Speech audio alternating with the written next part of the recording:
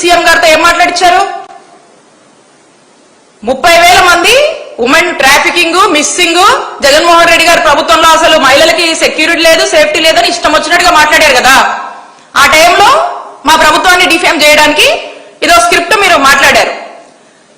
సరే, 2 ఏళ్ళు అయింది కదా మీరు అధికారంలోకి వచ్చి. 30,000 మంది మిస్సింగ్ అని మీరే చెప్పారు కదా. ఈ 2 ఏళ్లలో ఈ 30,000 మందిలో ఎంతమందిని మీరు ట్రేస్ చేశారు? ఎంతమందిని మీరు ఫైండ్ అవుట్ చేశారు? వాళ్ళని మళ్ళా తిరిగి తీసుకొచ్చి సేఫ్ గా ఆంధ్రప్రదేశ్ రాష్ట్రంలో వాళ్ళందరినీ కూడా తీసుకొచ్చి మరి సేఫ్ గా వదిలిపెట్టారా మీరు? చెప్పండి, వాళ్ళు ఎక్కడున్నారు? మరి మిమ్మల్ని మీ ఈ 2 ఏళ్ళుగా మరి ఎక్కడ కూడా దీన్ని ప్రస్తావించట్లేదే మీరు? అంటే ఆ రోజు ఆ టైంకి జగన్మోహన్ రెడ్డి గారి ప్రభుత్వం మీద బురజల్లాలి కాబట్టి ఈ అంశాలు తీసుకొచ్చారు. ఈ రోజు వీటితో మీకు అవసరం లేదు, పని లేదు కాబట్టి ఈ అంశాలు మీరు మాట్లాడరు. చంద్రబాబు నాయుడు గారు కూడా దీనికి సమాధానం చెప్పరు. ఇది ఎంతలా అంటే డెఫినెట్ గా చంద్రబాబు నాయుడు గారు కూడా ఎందుకు సమాధానం చెప్తారు? చెప్పరు. ఎందుకంటే ఇప్పుడు అవసరం లేదు, అప్పుడేదో బురద వేసాం జగన్మోహన్ రెడ్డి గారి మీద. మరి ఈ రోజు పరిస్థితి చూస్తూ ఉంటే అసలు ఇంతెందుకు మహిళలు, దాడులు, సామాన్య ప్రజల గురించి మనం మాట్లాడుతూ ఉన్నాం. వాస్తవానికి ఈరోజు మీ పార్టీలోకి వస్తేనే ఈరోజు కూటమిలో భాగమైనటువంటి ప్రజాప్రతినిధులే మరి ఏ విధంగా ఘోరాలు చేస్తున్నారో మీరు చూస్తూ ఉన్నారు. ఏ విధంగా మహిళల్ని వేధిస్తున్నారు, ఇబ్బంది పెడుతున్నారో మీరు చూస్తూ ఉన్నారు. మరి వారు తాటి తీశారా? మీరు ఏం చేశారు? మీరు దానికి మీరు ఏం చెప్తారు చంద్రబాబు నాయుడు గారు? దానికి సమాధానం చెప్పండి. ఇక్కడ దాకా ఎందుకు? మహిళల దాకా ఎందుకు? మీ పార్టీ వాళ్ళ మీద మీరు ఏం యాక్షన్ తీసుకున్నారు చెప్పండి. దీనికి సమాధానం చెప్పరు. మరి వీళ్ళు పెద్ద పెద్ద లెక్చర్లు, పెద్ద పెద్ద డైలాగులు, ఇక ఏది పడితే అది ఖచ్చితంగా మాట్లాడుతూనే ఉంటారు. ఎప్పుడు జగన్మోహన్ రెడ్డి గారిని డిఫేమ్ చేయాలి, ఏదో విధంగా అసాసినేషన్ చేయాలి. వైఎస్ఆర్ కాంగ్రెస్ పార్టీ ఏదైనా ఒక అంశంలో లేదా కొన్ని విషయాల్లో ఏదైనా ఒక మంచి పేరు వచ్చినా, జనాల్లో ఒక మంచి మంచి మంచి వీళ్ళు బాగా చేశారు అని ఎవరైనా మాట్లాడినా, క్వశ్చన్ చేసినా, ఏం చేసినా వాళ్ళని టార్గెట్ చేయడం, వాళ్ళని శిక్షించడము, వాళ్ళని ఇష్టం వచ్చినట్టుగా మాట్లాడడము, అసాసినేషన్ చేయడం, ఇది వరుసగా కూడా మీరు చేస్తున్నటువంటి పనులు, వెళుతున్నటువంటి ధోరణి. కాబట్టి ప్రజలన్నీ కూడా గమనిస్తా ఉన్నారు. ఇక ఈ ఉమెన్ రిజర్వేషన్ కి సంబంధించి మనం చూస్తే ఈ ఉమెన్ రిజర్వేషన్ ఈ బిల్లు అనేది ఈ తీసుకొస్తున్నటువంటి ఈ అంశం అనేది కూడా అందరూ, అన్ని రాజకీయ పార్టీలు అందరూ కూడా ఈ ఉమెన్ రిజర్వేషన్ అనేది అందరూ కూడా అభినందిస్తున్నారు. అందరూ కూడా దీన్ని యాక్సెప్ట్ చేస్తా ఉన్నారు. మరి ఇప్పుడున్నటువంటి పరిస్థితుల్లో మనం ఒకటే చూస్తా ఉన్నాము, మహిళలు మరి ఏ విషయంలో అయినా కూడా తగ్గకుండా అన్ని రంగాల్లో రాణిస్తూ వస్తున్నారు. మరి మహిళలు బలపడితేనే ఆ కుటుంబం బలపడుతుంది, మరి ఆ సమాజం కూడా బలపడతా ఉంది, ఆ దేశం కూడా మహిళలు బలపడినప్పుడు బలపడుతుంది. కాబట్టి మహిళల ఎంపవర్మెంట్ కోసము, మహిళల యొక్క అభివృద్ధి కోసము, మహిళల్ని ఇంకా ముందుగా కూడా మహిళల్ని అన్నిట్లో కూడా మంచి అవకాశాలు కల్పించాలి.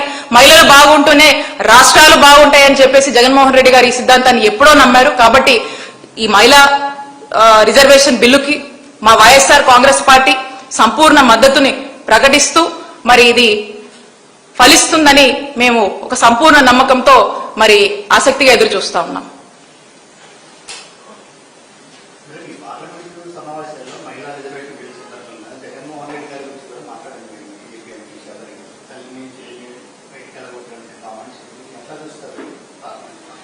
ఇప్పటి వరకు కూడా మీరు చూశారు, మీరు మా 5 ఏళ్ల జగనన్న పాలన చూశారు.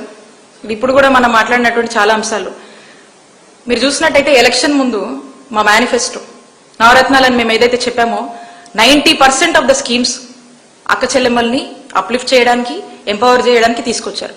అలాగే అనేక అవకాశాలు రాజకీయంగా కావచ్చు, అవకాశాలు నామినేషన్ పనులు కావచ్చు, వర్కులు కావచ్చు, పదవులు కావచ్చు, అన్ని విషయాల్లో కూడా అక్క చెల్లెమ్మలకు అవకాశం ఇచ్చారు. దీన్ని బట్టే మీకు అర్థమవుతుంది మా నాయకుడు జగన్మోహన్ రెడ్డి గారు మహిళా పక్షపాతని. ఉమెన్ ఎంపవర్మెంట్ విషయంలో ఇప్పుడు చాలా మంది మాట్లాడుతున్నారు. ఎప్పటి నుంచో దశాబ్దాలుగా కూడా ఈ అంశం ఉన్నా కూడా ఎవరు కూడా దీనికి తగిన చర్యలు కానీ లేకపోతే దీని గురించి కానీ ఇంప్లిమెంటేషన్ కి ఎవరు కూడా అంత ఇంట్రెస్ట్ తీసుకోలే. ఇవన్నీ ఇప్పుడు మనం మాట్లాడుతున్నా అప్పుడే జగన్మోహన్ రెడ్డి గారు ఇనిషియేటివ్ తీసుకొని మహిళల గురించి, మహిళల ఎంపవర్మెంట్ గురించి పనిచేసినటువంటి వ్యక్తి. మహిళలు బాగుంటేనే ఈ రాష్ట్రం బాగుంటుందని బలంగా నమ్మినటువంటి వ్యక్తి. మరి ఈ రోజున ఇన్ని మహిళల కోసం చేసి ఇంతగా మహిళల్ని ఎంపవర్ చేసి మహిళల్ని ఆర్థికంగా రాజకీయంగా అలాగే మహిళల్ని వాళ్ళ యొక్క కుటుంబాల్లోనే గౌరవం పెంచేలా సమాజంలో వాళ్ళని అందరూ రెస్పెక్ట్ చేసేలాగా పాటుపడినటువంటి మా నాయకుడు జగన్మోహన్ రెడ్డి గారిని మరి ఈ విధంగా అనడం అనేది వాళ్ళకు దీన్ని అనడం వల్ల రాజకీయంగా వాళ్ళకి ఏం లబ్ధి చేకూరుతుందో వాళ్ళ ఇంట్రెస్ట్లు ఏమున్నాయో వాళ్ళ ఐడియాలజీ ఏముందో వాళ్ళకే వదిలేద్దాము. ఎందుకంటే జగన్మోహన్ రెడ్డి గారు మహిళల పట్ల ఏ విధంగా పనిచేశారనేది రాష్ట్ర ప్రజలను అడిగితే చెప్తారు. మీరు పదండి, మీరు రాష్ట్రంలో ఏ గ్రామానికి వెళ్ళినా ఎక్కడికి వెళ్ళినా అక్క చెల్లెమ్మలు ఈ రోజుకి జగనన్న ఉంటే మాకు అమ్మఒడి వచ్చేది, వీళ్ళు తల్లికి వందనం అన్నారు, ఏమీ లేదు. జగనన్న ఉంటే మాకు ఈ పథకం వచ్చేది, మాకు ఇళ్ల పట్టా ఇచ్చేవాళ్ళు. జగనన్న ఉంటే మాకు ఆ పథకం వచ్చేది, ఈ పథకం వచ్చేది. జగనన్న లేనందువల్ల ఈ 2 ఏళ్ల నుంచి కూడా మాకు ఏమీ రావట్లేదు, మేము మోసపోయాము, మేము మోసపోతున్నాము అని చెప్పి మాట్లాడుతూ ఉన్నారు. అంటే ప్రతి ఉమెన్ కూడా అంత ఎఫెక్షనేట్ గా అంత బాండింగ్ అనేది జగన్మోహన్ రెడ్డి గారితో, జగన్మోహన్ రెడ్డి గారి పాలన మీద వైఎస్ఆర్ కాంగ్రెస్ పార్టీ పట్ల ఫీల్ అవుతున్నారంటే ఒక్కసారి ఆలోచన చేయండి. జగన్మోహన్ రెడ్డి గారి ఆలోచన ఏంటి, విధానం ఏంటి, మహిళల పట్ల అతనికి ఉన్నటువంటి గౌరవం ఏంటనేది. కాబట్టి వీళ్ళ సెల్ఫ్ ప్రయోజనాల కోసం వీళ్ళు ఏదో మాట్లాడేదాన్ని మనం పట్టించుకోవాల్సిన అవసరం లేదు. వాస్తవాలు ప్రజలకు తెలుసు.